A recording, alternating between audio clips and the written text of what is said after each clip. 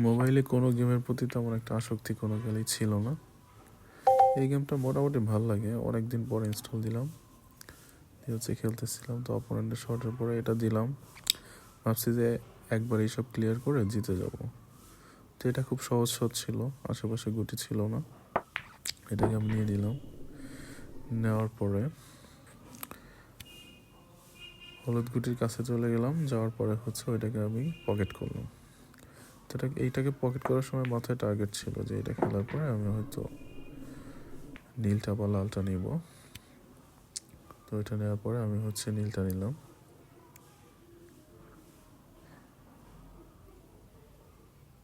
নীলটা short দেওয়ার সময় আমি একটু আস্তে করে শর্ট দিই।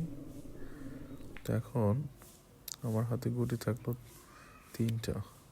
তো এটাকে আমি খুব ইজিলি নিলাম। নেওয়ার পরে এখন এটা নেওয়ার পরে আমার এমন সিচুয়েশন হবে, আমি লালটা যদি নিতে যাই,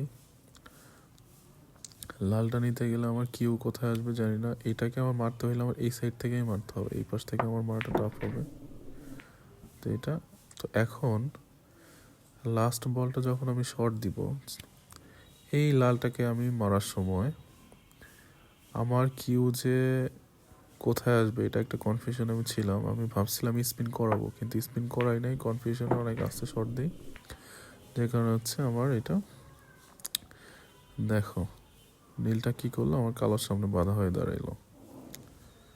এখন আমার আর কি কুশন শট ছাড়া কোনো অপশন ছিল না, আর আমি যদিও কুশন শট অভ্যস্ত না। এরপরে ট্রাই করছিলাম, বাট হেলাস আমার শটটা পারফেক্ট হয় নাই, যে কারণে আমি নিতে পারিনি। কিন্তু ভাগ্য আসলে সহায় ছিল, কারণ অপোনেন্ট ওর এই গুটিটা নিতে পারে নাই।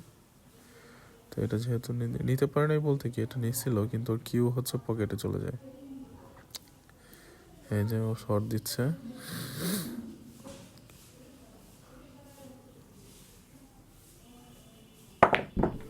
আর এই জন্য বলে যে খুশিতে খুশিতে মানুষ ভুল করে, বিষয়টা সেরকম। এত জোরে শট দিচ্ছে, ওর আর কি করার।